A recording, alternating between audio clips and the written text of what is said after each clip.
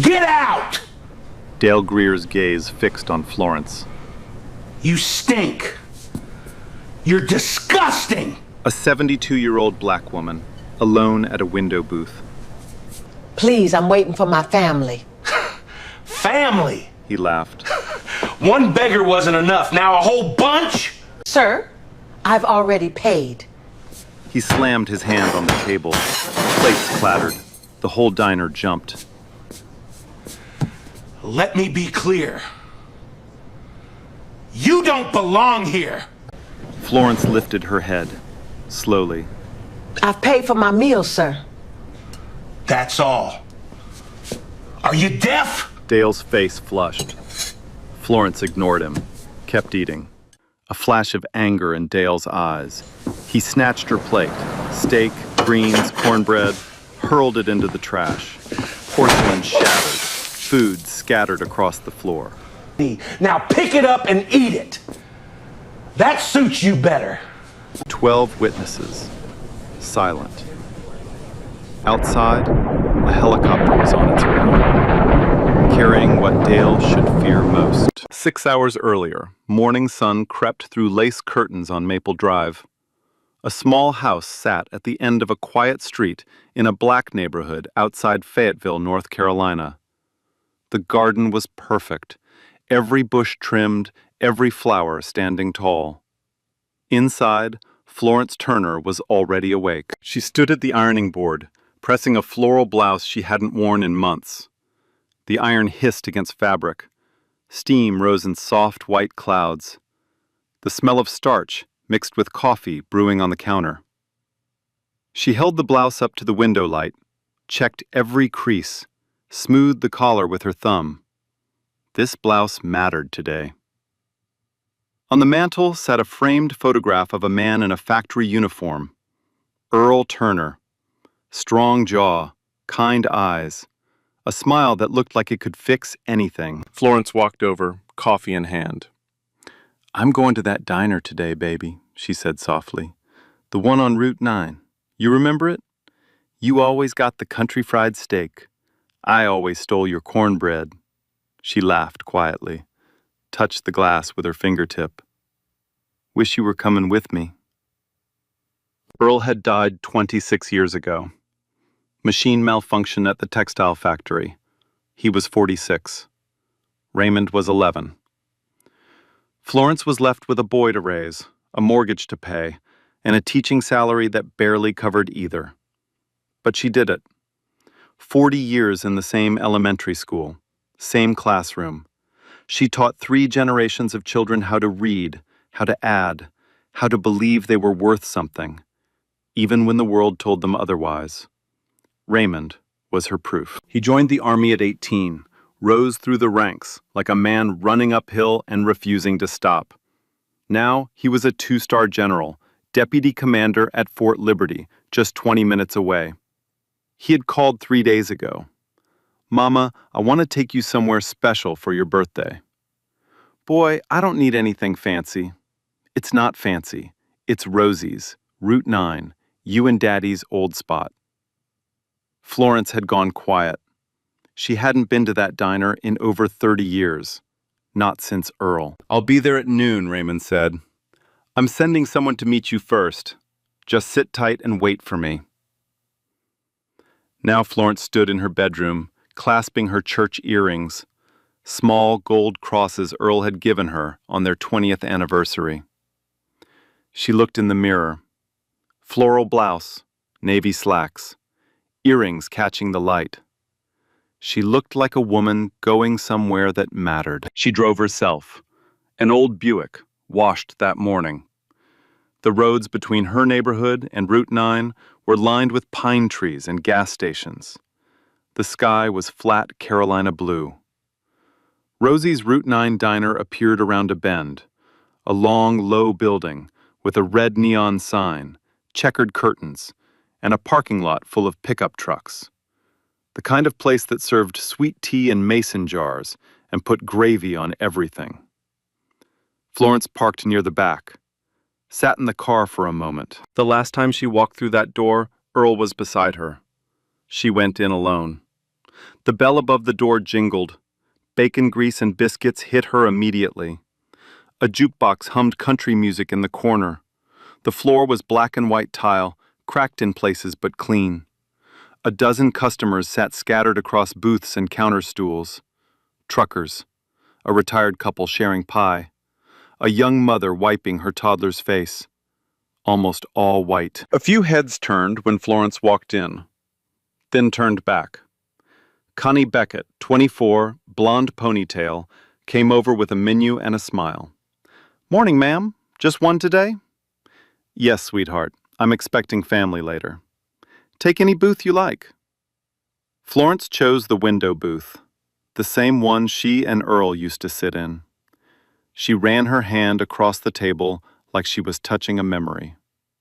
She ordered the country fried steak special. "My husband and I used to split one," she told Connie, 30-some years ago. Connie smiled. "That's sweet. I'll make sure they give you a good one." In the back office, a door opened. Dale Greer stepped out, clipboard in hand, scanning the diner the way a prison guard scans a yard. His eyes moved table to table, until they stopped on Florence. He stared, jaw tight. He leaned toward the cook and whispered something. The cook glanced at Florence, looked away. Dale checked his watch, adjusted his collar, and started walking toward her booth. Dale Greer didn't introduce himself.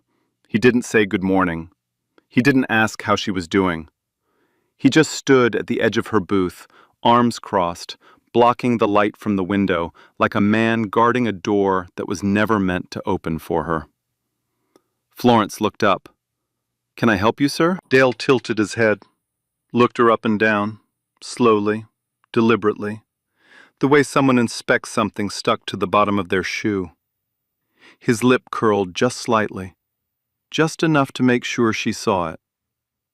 "Yeah, you can help me by telling me how you plan to pay for that." Florence blinked. "Excuse me?" "The food. How are you paying?" "I already paid at the register. The young lady rang me up." Dale didn't move, didn't blink.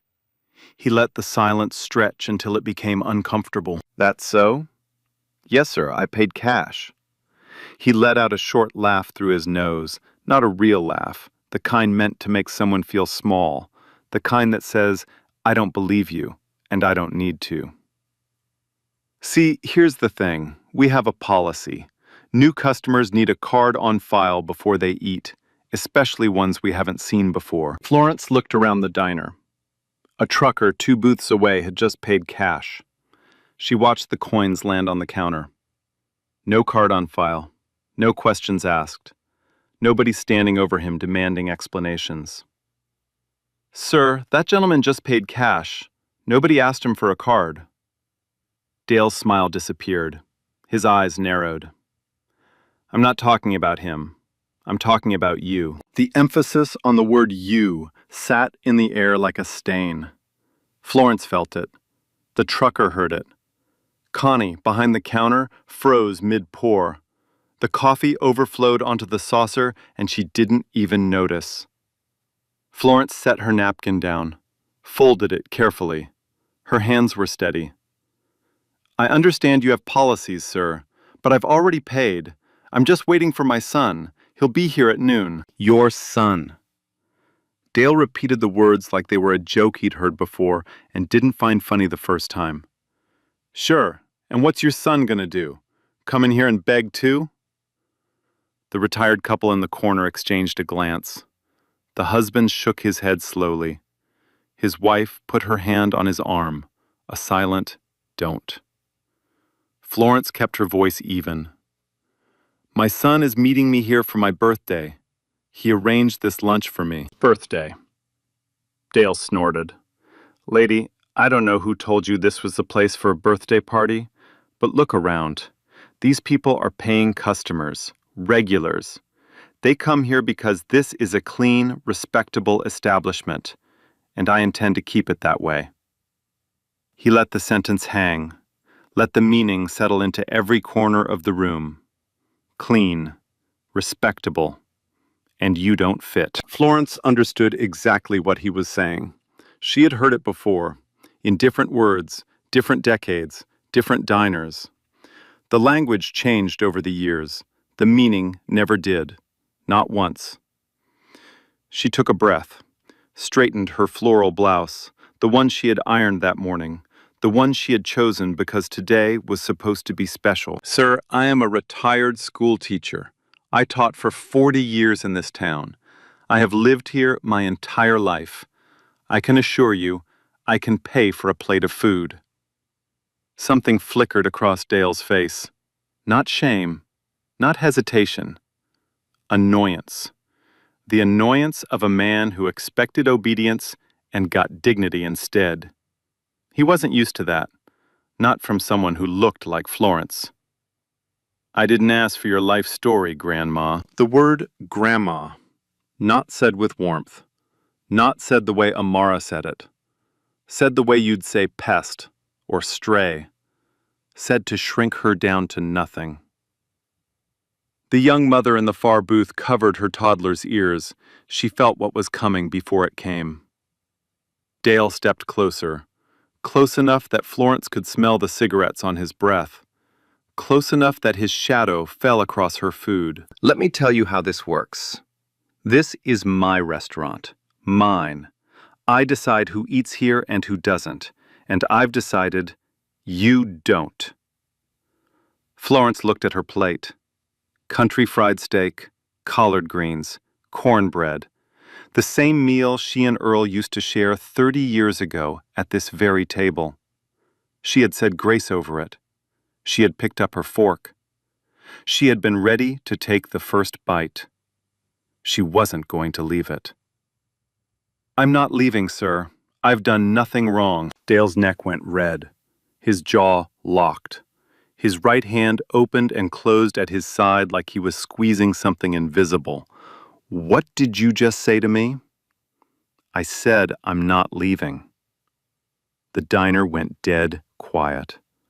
No forks scraping plates. No murmur of conversation. Even the jukebox seemed to hold its breath between songs. Dale reached across the table. He grabbed the plate with both hands. Florence's fingers were still near her fork. He didn't care. He ripped the plate away so fast the silverware scattered across the table and a knife clattered onto the floor. He turned, walked to the trash can behind the counter, and slammed the plate into the bin with every ounce of force in his body. The porcelain exploded. Steak hit the side of the bin. Collard greens slid down the plastic bag like something dying. Cornbread crumbled into pieces. Grease splattered up the wall behind the counter and hung there, dripping. The sound echoed through the diner like a gunshot. Florence sat motionless. Her hands were still on the table, right where the plate had been. Her fork lay sideways. A smear of gravy trailed from her place setting to the edge of the table. Dale walked back to her booth, stood over her again, breathing hard, veins thick on his neck. Now get your filthy ass out of my restaurant before I throw you out myself. Florence didn't move. Her chin trembled, just once. She pressed her lips together to stop it. She would not give him that. She would not cry in front of this man. Not here, not today. The retired husband in the corner pushed his chair back. His wife grabbed his wrist. Don't, she whispered. He sat back down. He would be ashamed of that moment for the rest of his life. The young mother gathered her toddler and her bag and walked out the front door without paying. She couldn't stay in that room another second. Connie Beckett moved from behind the counter. Her face was white. Her hands were shaking. She walked up to Dale and spoke in a low voice, barely above a whisper. Dale, she paid. I was standing right there when Bonnie rang her up. $8.60. Cash. Dale turned on her like a dog snapping at its leash. Did I ask you? No, but she... Then shut your mouth. Or you can follow her out that door. Your choice, sweetheart. Connie stepped back. Her eyes were wet. She looked at Florence, a look that said everything and did nothing. An apology without sound. A conscience without courage. Florence sat alone. The smell of ruined food drifted from the trash can. Grease cooled slowly on the wall behind the counter. She reached into her purse, pulled out her phone, an old flip phone with big buttons.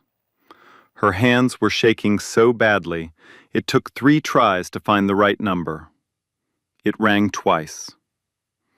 Grandma? Amara's voice, young, bright, completely unknowing. Florence tried to speak. Her voice cracked on the first word. Baby, something happened at the restaurant. Grandma, what's wrong? Are you okay? Florence looked at the trash can, looked at the gravy smear on the table, looked at Dale, who had gone back behind the counter and was laughing, with a regular jerking his thumb toward her like she was a punchline to a joke the whole room was supposed to enjoy. That man threw my food away, baby, right in the garbage. He's telling me to leave. He called me things I don't want to repeat. Grandma, stay right there. Don't you move. I'm calling Daddy right now. Florence closed the phone, set it on the table next to the gravy stain. She folded her hands, straightened her back, looked out the window at the parking lot, at her old Buick sitting quiet in the sun. She thought about Earl, about the last time they sat in this very booth, about the way he always said, "Flo, you carry yourself like a queen. Don't let nobody tell you different." She was carrying herself like a queen right now, in a restaurant where her food had been stolen, where nobody defended her, where a man decided she was trash. And she stayed, because Florence Turner did not hand her dignity to anyone. Dale didn't wait long. The moment Florence closed her phone, he was already dialing his. He picked up the diner's landline behind the counter, turned his back to the room, and spoke in a voice just loud enough for the nearest customers to hear, but low enough to sound official. "Yeah, Dwight, it's Dale. Got a situation down here at Rosie's. Older woman, black, came in acting confused. I think she might be, I don't know, disoriented or something. Maybe off her medication. She's refusing to leave, and she's making my customers uncomfortable. I need somebody down here." He hung up, smiled to himself, set the phone back on the cradle like he'd just placed an order for lunch. Florence heard none of it. She sat in the booth, hands clasped on the table, purse on her lap. She didn't move. She didn't make a sound. She breathed in through her nose, out through her mouth. The way she used to teach her first graders when they got upset on the playground. Slow, steady, in and out. The diner had thinned. 3 customers had quietly paid and left, not because of Florence, but because the air in the room had turned sour. Something ugly had happened, and nobody wanted to sit inside the smell of it. The ones who stayed kept their eyes on their plates. Nobody wanted to be part of what was happening, but nobody wanted to stop it either. Dale paced behind the counter, checked his watch, wiped down a section that was already clean. He was performing calm, but his jaw was still tight. His fingers drummed the surface in a restless rhythm. He kept glancing at Florence like she was an animal that might bolt. She didn't bolt. She didn't even shift in her seat. She just sat there, back straight, chin level, hands folded, like a woman in church waiting for the sermon to begin. 7 minutes later, a patrol car pulled into the parking lot. No sirens, no lights, just the slow crunch of gravel under tires and the soft click of a car door. Sheriff Dwight Kessler walked in, mid-50s, tan uniform pressed sharp, aviator sunglasses pushed up on his forehead, a belt that creaked with every step, holster, radio, cuffs, baton. He walked the way men walk when they believe every room they enter belongs to them. Dale rushed over, extended his hand, shook it too hard. The handshake of a man who needed an ally and wanted to make sure he had one. Dwight, thanks for coming. Appreciate it. Real quick, she's right over there. He nodded toward Florence. Been sitting there for a while. Asked her to leave. She won't go. It's trespassing at this point. Straight up trespassing. Kessler looked across the diner. Saw a 72-year-old woman sitting perfectly still in a window booth. No shouting, no commotion, no broken furniture. Just a woman with a purse on her lap and her hands folded like she was praying. He walked over, stood at the edge of her booth, didn't sit down. Ma'am, I'm Sheriff Kessler. Mind if I see some ID? Florence looked up at him, calm, no fear. She opened her purse, pulled out her wallet, and handed him her driver's license. He glanced at it. Florence Elaine Turner. The address was local. The photo matched.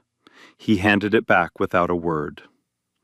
Ma'am, the manager here says you've been asked to leave and you've refused. Is that correct? He threw my food in the trash, Sheriff. Food I already paid for. Then he told me to get out. Kessler's expression didn't change. Not a flicker of concern. Not a single follow-up question about the food, about the payment, about why a paying customer's meal was in a garbage can 10 feet away, with grease still dripping down the wall. Ma'am, I understand that's frustrating, but the business owner has the right to refuse service. I'm going to need you to step outside so we can sort this out. I'd prefer to stay inside, sir. I'm waiting for my family. I'm not asking, ma'am. I'm telling you. Step outside, now. Dale appeared at Kessler's shoulder like a shadow, waiting for permission to take shape. Arms crossed, chin up, emboldened. The sheriff was his backup, his validation, his proof that he had been right all along. She's trespassing, Dwight, plain and simple. I asked her to leave. She refused. That's trespassing. Florence looked at Dale, then at Kessler, then at the diner full of people who had watched everything and done nothing. Not one face met her eyes. She stood up, slowly, picked up her purse, straightened her blouse, and walked toward the door with the posture of a woman who had spent 40 years standing in front of classrooms. Shoulders back, head high, steps measured. As she passed the counter, Dale leaned toward a regular on a stool and muttered, just loud enough for Connie and 2 other customers to hear. Should have known better than to walk in here like she owns the place. These people, man. Every damn time. Connie's hand tightened around the coffee pot so hard her knuckles turned white. She opened her mouth, then closed it, then looked at the floor. Outside, the afternoon sun hit Florence's face. The parking lot was half empty. A hot breeze carried the smell of pine and asphalt. A mockingbird sat on the diner's neon sign, singing like nothing in the world was wrong.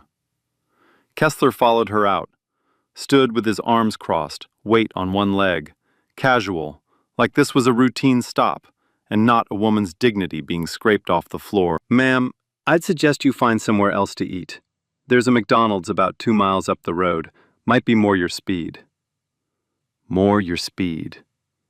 Florence didn't respond. She walked to the wooden bench beside the front door and sat down, set her purse beside her, rested her hands in her lap. She looked down at her floral blouse, the one she had ironed that morning, the one she had chosen because today, her birthday, was supposed to mean something. She thought about Earl, about the cornbread she used to steal from his plate, about the way he'd pretend to be mad and then laugh so hard the whole booth would shake, about the drive home with the windows down and the radio playing something slow and sweet. A single tear rolled down her cheek. She wiped it with the back of her hand, quickly, because Florence Turner had cried exactly twice in public in her entire life. Once at Earl's funeral, and once when Raymond graduated from officer school. She wasn't adding a third time on a bench outside a diner that had just thrown her away. In the parking lot, a young woman sat in a silver Honda Civic, college student, passing through. She had been eating a granola bar when she noticed the scene through the diner window. Now, she watched Florence sitting alone on the bench, a 72-year-old woman in a floral blouse, wiping tears in the middle of the afternoon. She raised her phone, hit record, and didn't stop. 19 miles away, at Fort Liberty, Amara Turner burst through the door of her housing unit with her phone already at her ear. Raymond picked up on the first ring. "Baby girl, what's wrong?" Amara was crying. The words came fast, tumbling over each other. "Daddy, Grandma called me. She's at that diner on Route 9. Some manager threw her food in the trash, called her disgusting, called her a beggar. The police are there and they made her go outside. She's sitting on a bench by herself, Daddy, on her birthday. She's all alone." She was crying. Grandma never cries. Silence on the other end. Not the silence of a man thinking. The silence of a man whose blood had just turned to ice and whose fists had closed without him telling them to. When Raymond spoke, his voice was low, flat, controlled the way only a man trained to command thousands of soldiers can be controlled when every cell in his body wants to explode. "Where exactly is she?" "Rosie's Route 9 diner, off Highway 401. "Is she safe?" "I think so. But Daddy, she was crying." 3 seconds of silence. 4. 5. "I'm on my way." He hung up, stood from his desk, walked to the door of his office and looked at his aide, a young captain who had never once seen General Turner's jaw set the way it was set right now. Raymond said 5 words.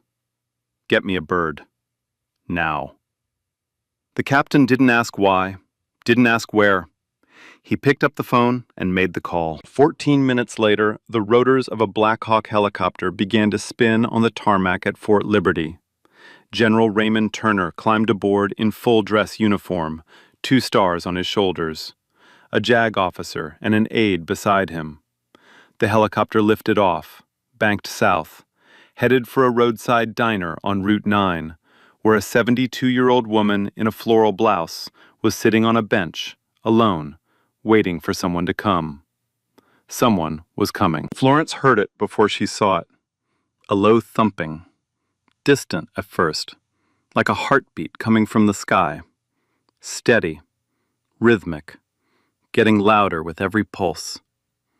She looked up, squinted against the sun. Nothing yet, just blue sky and pine trees swaying in the breeze. But the sound kept growing, deeper, heavier. The kind of sound that doesn't come from cars or trucks or anything that belongs on a country road in North Carolina. Inside the diner, the windows began to rattle. Coffee cups trembled on the counter. The jukebox skipped. Customers looked up from their plates, forks frozen mid-bite. Dale stopped talking. He turned toward the window. His smile faded. The thumping became a roar. The neon sign buzzed and flickered. Dust swirled across the parking lot in violent spirals. Napkins flew off tables near the door. The mockingbird on the sign was gone. Then it appeared, rising over the tree line like something out of a war movie. A Black Hawk military helicopter, olive green, massive, blades cutting the air so hard the sound hit your chest before it hit your ears. It descended toward the dirt lot behind the diner, slow, deliberate. The downdraft flattened the grass in every direction, gravel scattered like shrapnel. The diner shook on its foundation. A glass fell off the counter inside and shattered on the tile floor. Every single person in the diner rushed to the windows. The retired couple, the truckers, Connie. Even the cook came out of the kitchen, wiping his hands on his apron, mouth open. Dale stood at the front window. His face had gone from red to white. His hands hung at his sides. He didn't move. He didn't speak. The rotors slowed. The dust began to settle. The helicopter sat in the dirt lot like a beast that had just landed in someone's backyard. The side door slid open. A boot hit the ground, then another. Then a man stepped out, and every molecule of air in that parking lot changed. General Raymond Turner, 6'2", full dress uniform, jacket pressed to perfection. 2 silver stars on each shoulder, catching the Carolina sun like they were made of lightning. Behind him, a JAG officer in uniform and an aide carrying a leather briefcase. Raymond didn't run. He didn't rush. He walked. The walk of a man who had commanded battalions, who had stood in rooms with senators and 4-star generals, who had made decisions that moved thousands of soldiers across continents. He walked straight to the bench where his mother sat. Florence looked up. Her lip trembled. Her eyes filled. Raymond. He knelt, right there on the concrete. A 2-star general, in full dress uniform, on his knees in front of a 72-year-old woman on a wooden bench outside a roadside diner. He took her hands in his, both of them, held them tight. Mama, I'm here. Nobody is ever going to treat you like this again. Not while I'm breathing. Florence broke. Not loudly, not dramatically. Just a quiet collapse of everything she'd been holding in. The humiliation, the silence, the loneliness of sitting in a room full of people who wouldn't look at her. It all came out in one breath, one sob pressed into her son's shoulder as he wrapped his arms around her. He held her, didn't say a word, just held her the way she used to hold him when he was 11 years old and his father had just died, and the world didn't make sense anymore. Then he stood. He turned toward the diner. His face was no longer a son's face. It was a general's face. Cold, precise. The kind of face that has ended careers with a single sentence. Dale was standing in the doorway. His mouth was open. His clipboard was gone. His hands were shaking. Raymond walked up to him, stopped 3 feet away, close enough to see the sweat forming on Dale's forehead, close enough to smell the cigarettes on his breath. You threw my mother's food in the trash. Dale's mouth moved, but nothing came out. You called her disgusting. You called her a beggar. You told her to pick her food out of the garbage. And then you called the police on a 72-year-old woman who is waiting for me. Dale found his voice. It came out cracked, small. Sir, I didn't know who she... I was just following policy. What policy? Raymond's voice didn't rise. It dropped. What policy tells you to humiliate an elderly woman? What policy tells you to throw away food someone already paid for? What policy tells you to call a paying customer disgusting? Dale had no answer. His mouth opened, closed, opened again. Nothing. Raymond stepped past him into the diner, looked at Kessler, who was standing near the counter, suddenly rigid, suddenly aware of the 2 stars on the shoulders of the man walking toward him. Sheriff. General, sir, I wasn't aware of the situation. You weren't aware that a citizen has the right to sit in a restaurant she paid to eat in? You weren't aware that throwing away someone's property and threatening to drag them out is assault? You didn't think to ask a single question before you escorted a 72-year-old woman out like a criminal? Kessler said nothing. His hand drifted to his belt, then dropped. There was nothing on that belt that could help him now. Raymond turned back to Dale. I want your full name, and I want the name and phone number of the owner of this establishment, right now.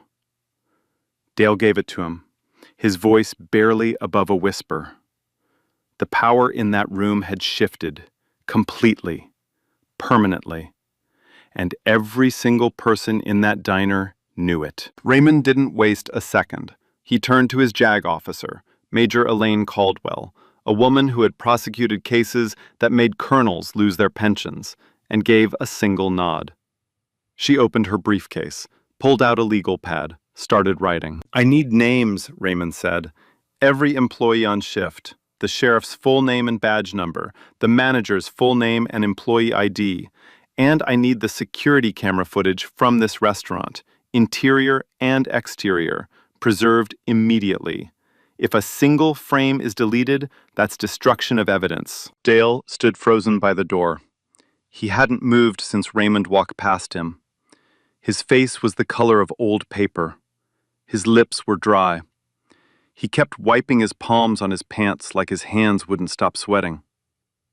Raymond pulled out his phone, dialed the number Dale had given him, put it on speaker. 2 rings. A man's voice answered. "This is Carl Beckett." "Mr. Beckett, this is General Raymond Turner, United States Army. I'm standing in your restaurant on Route 9 right now. 30 minutes ago, your manager, Dale Greer, threw my 72-year-old mother's food in the trash, called her disgusting, told her to pick it out of the garbage and eat it, and then called the sheriff to have her removed. She had already paid. She was waiting for me. It's her birthday." Silence on the other end. Then a breath.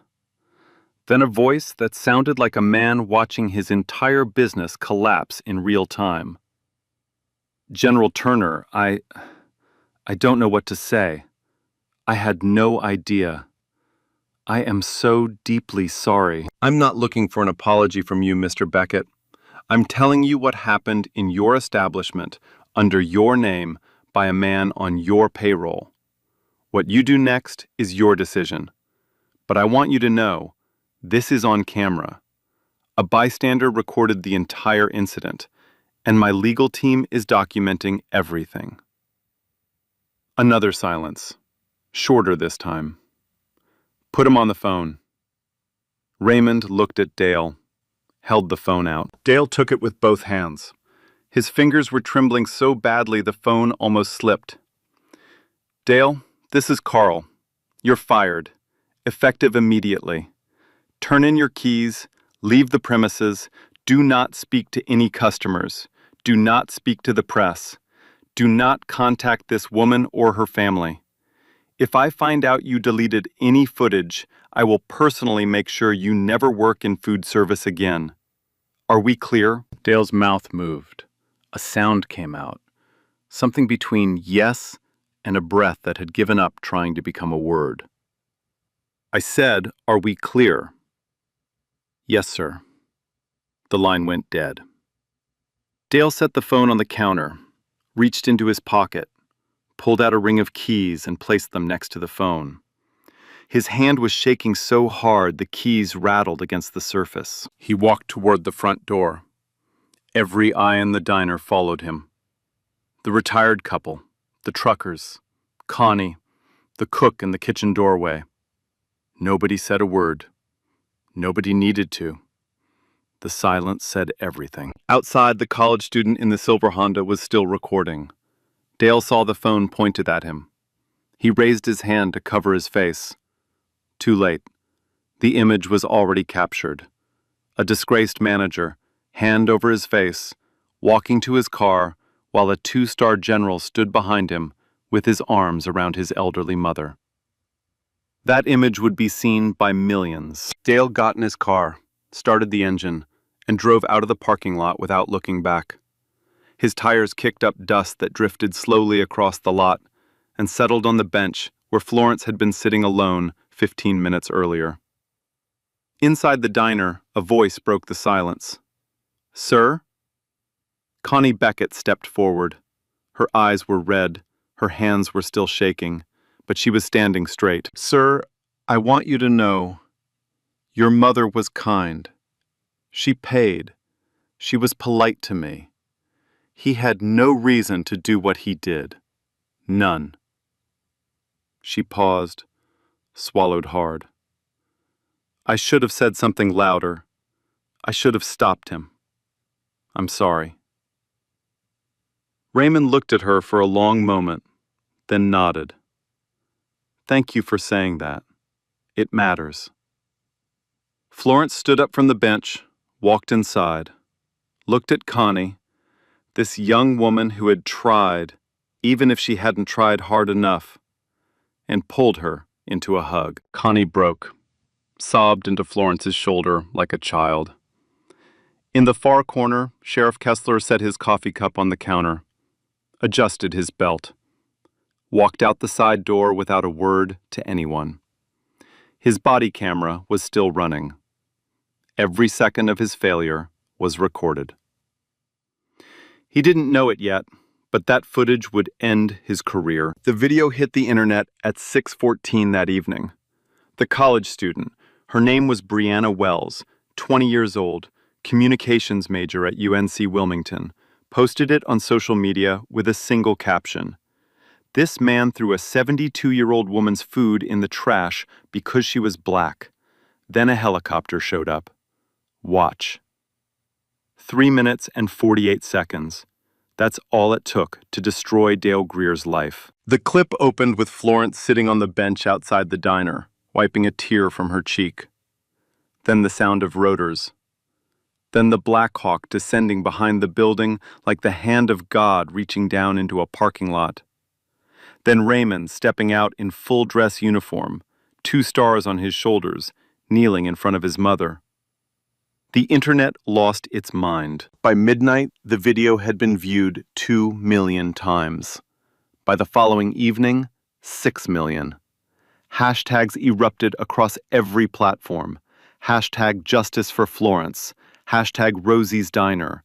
Hashtag Throw Him in the Trash. News outlets scrambled. Cable networks picked it up. Morning shows called. The story was everywhere.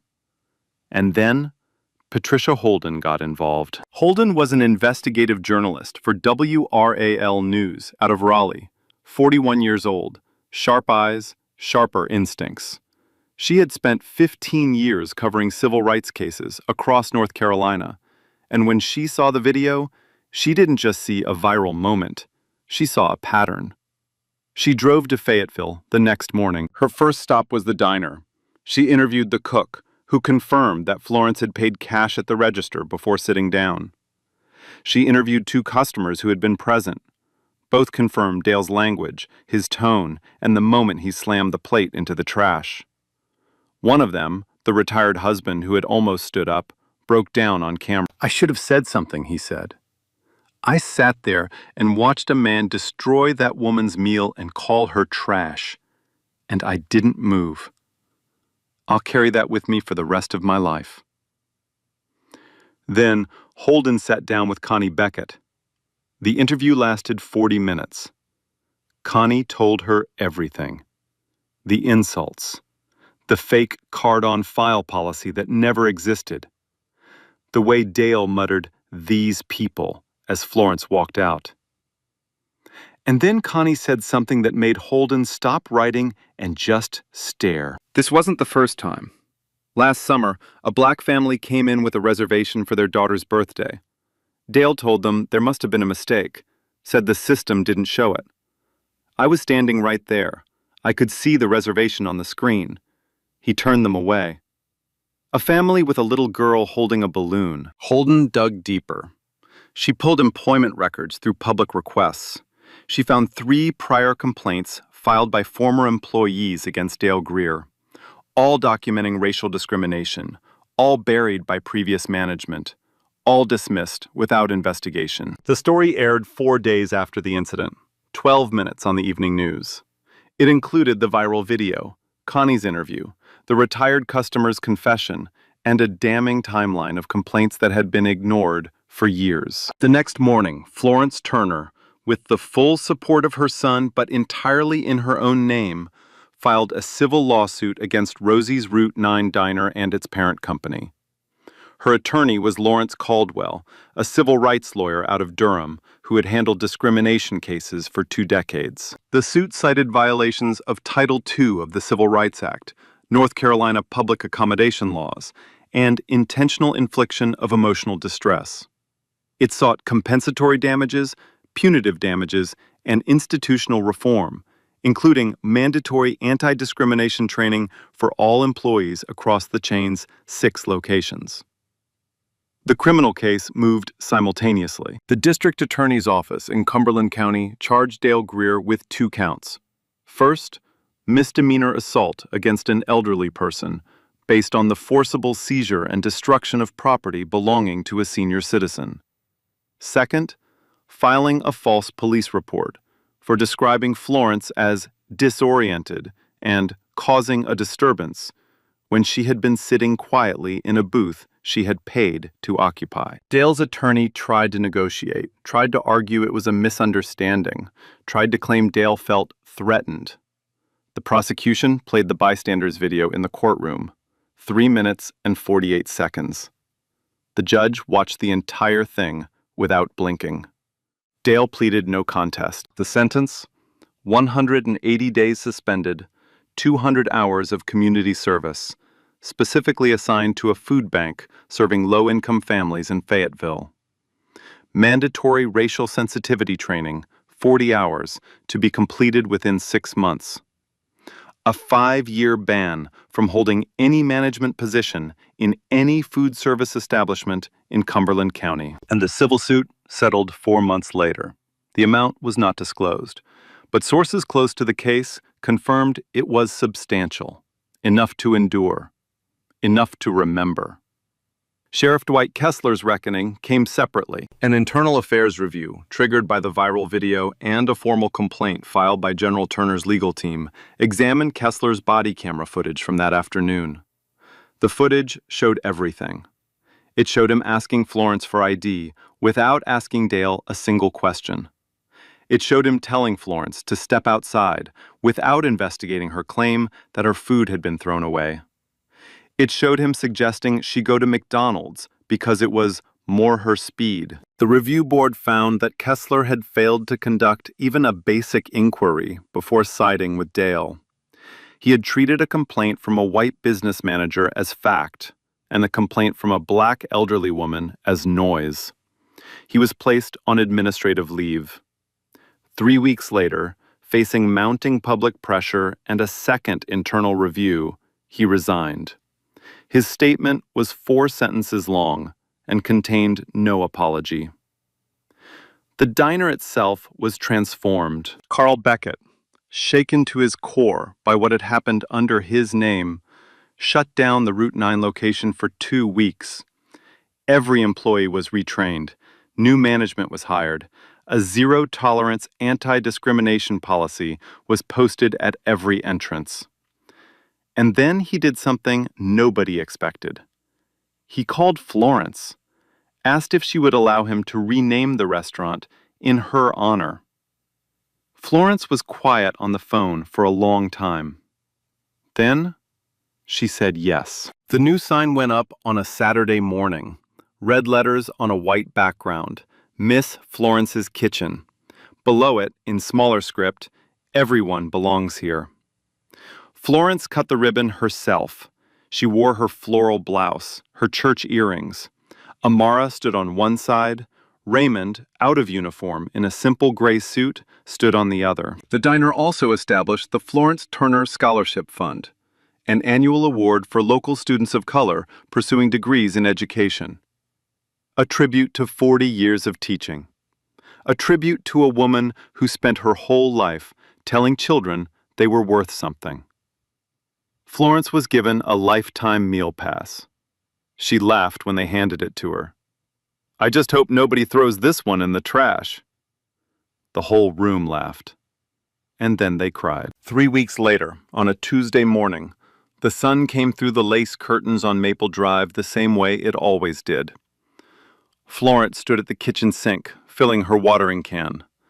The faucet squeaked the way it had for 20 years. She'd never fixed it. Earl used to say he'd get to it on Saturday. Saturday never came. Now the squeak was just another piece of him she kept. She carried the can to the porch, watered the gardenias first, Earl's favorite, then the marigolds, then the row of petunias along the railing that she'd planted the spring after he died because she needed something alive to take care of. She set the can down. wiped her hands on her apron, walked inside to the mantel. Earl's photograph. Same factory uniform, same kind eyes, same smile. She stood in front of it the way she did every morning. But today she was smiling in a way she hadn't smiled in a long time. They named it after me, baby. Can you believe that? Miss Florence's Kitchen. Got a sign and everything, red letters. You would have laughed so hard. She touched the glass with her fingertip. And your grandson? Well, your son. That boy landed a whole helicopter behind the restaurant. A helicopter, Earl. You raised one dramatic child, you know that? She laughed. The kind of laugh that starts in the belly and fills the room and sounds like the purest thing in the world. Her phone rang. She picked it up, flipped it open. Happy belated birthday, Mama. Again, for the 10th time. Boy, you have called me every single day since it happened. I'm fine. I know you're fine. I just like hearing you say it. A pause. Warm. Full. Mama, I'm sorry about the helicopter. I know it was a lot. Florence laughed again. Raymond, you always did know how to make an entrance. Your daddy was the same way. Walked into every room like he owned it. Except he was kind enough to make everyone else feel like they owned it too. I learned from both of you.